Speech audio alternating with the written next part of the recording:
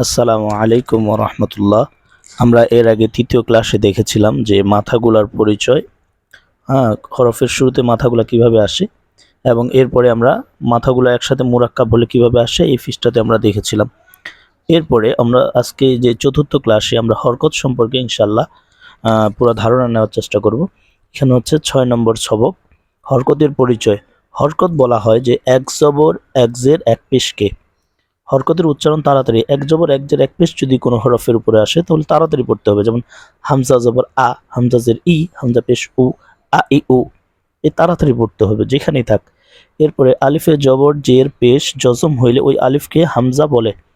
এই যে আলিফ, এটা আমরা পড়ছিলাম কি আলিফ, তো সবসময় এটা খেয়াল রাখতে হবে যে আলিফ কখনো জের জবর পেশ যদি আলিফের উপরে বা জজম আসে তাহলে এই আলিফটা আর আলিফ থাকে না, এটাকে বলতে হবে হামজা। আলিফের উপরে জবর জের পেশ যখনই আসবে তখনই আমরা এই আলিফটাকে হামজা বলবো।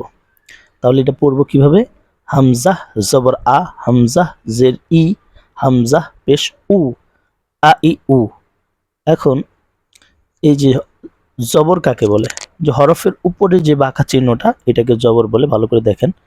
এরপরে হরফের নিচে যেই বাঁকা চিহ্ন, তাকে যদি হরফের নিচে আসে একই রকমের বাঁকা চিহ্ন তাহলে তাকে জের বলবে। এবং যদি মাথায় উপরে গোল মাথায় একটা চিহ্ন আসে এই চিহ্নটার মতো তাহলে এটাকে বলবে পেশ। তাহলে এটার উচ্চারণ আমরা একটু দেখি। হামজা জবর আ, আকারের উচ্চারণের মতো। হামজা জের ই, শিকারের উচ্চারণের মতো। হামজা পেশ উ, আ ই উ। বা জবর বা, বা জের বি, বা পেশ বু। আমরা উচ্চারণগুলো একটু মনোযোগ দিয়ে দেখি কারণ এটা সবসময় লাগবে। বাবি বু। তা জবর তা, তা জের তি, তা পেশ টু, তা তি তু। সা জবর সা, সা জের সি, সা পেশ সু, নরম করে। সা সি সু। জিম জবর জা, এটা একটু শক্ত করে জিব্বার মাঝখান থেকে এই হরফটা উচ্চারণ। জিম জবর জা, জিম জের জি, জিম পেশ জু, জা জি জু। হা জবর হা, হা জের হি, হা পেশ হু, হা হি হু। খ জবর খ, খ জের খি, খ পেশ খু, খ খি খু। এরপরে দাল জবর দা, দাল জের দি, দাল পেশ দু, দাদি দু। জাল জবর জা, জাল জের জি, জাল পেশ জু, জাদি জু। র জবর র, র জের রি, র পেশ রু, রি রু। জা জবর জা, জা জের জি, জা পেশ জু, জাজি জু। সিন জবর সা, সিন জের সি, সিন পেশ সু, সাসি সু। শিন জবর শা, শিন জের শি, শিন পেশ শু, শাসি সু।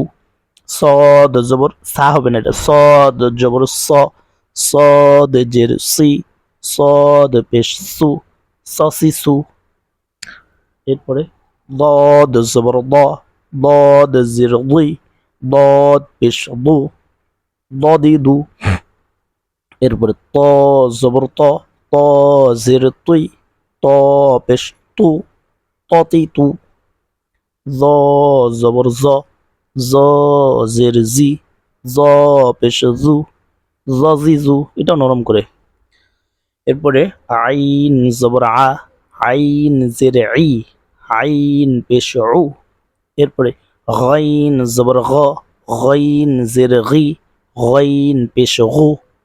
এরপরে ফা জবর ফা, ফা জের ফি, ফা পেশ ফু, ফাফি ফু। কফ জবর ক, কফ জের কি, কফ পেশ কু, ককি কু। কাফ জবর কা, কাফ জের কি, কাফ পেশ কু, কাকি কু।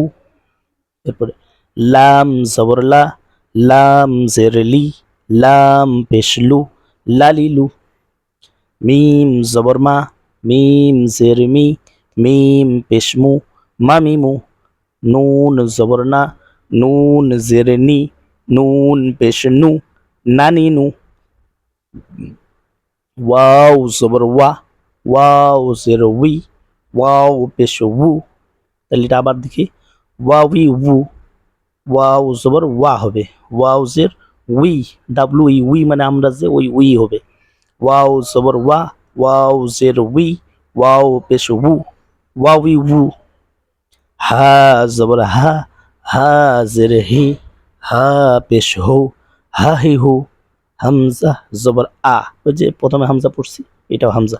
হামজা জবর আ, হামজা জের ই, হামজা পেশ উ, আ ই উ।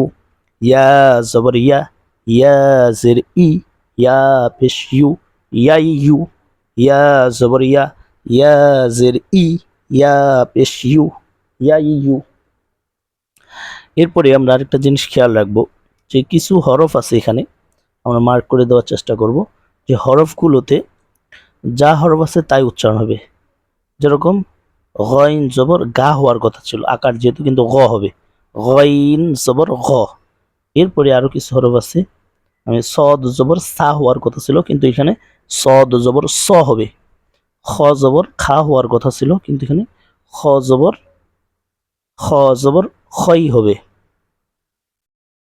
র জবর রা হওয়ার কথা ছিল কিন্তু এখানে র জবর রই হবে, এটা মনে রাখবো। তাহলে খ র, তারপরে স। এরপরে দদ জবর দা হওয়ার কথা ছিল কিন্তু এটা হবে দদ জবর দ, ত জবর ত, তা না, ত জবর ত, জ জবর জানা জ, আইন জবর আ, এটা ঠিক আছে। গ, ফা, ক, কা, লা, মা, না, ওয়া, হা, আ, ইয়া, ইয়া। আচ্ছা, আজকের ক্লাস তাহলে আমাদের চতুর্থ নম্বর ক্লাস আজকে আমরা এখানে শেষ করলাম। ইনশাল্লাহ এরপরে আমরা এই সবকগুলা আমরা পঞ্চম ক্লাসে শেখার চেষ্টা করবো ইনশাল্লাহ। আল্লাহ তাআলা সকলকে পড়াটা সহজ করে দিক, আমিন।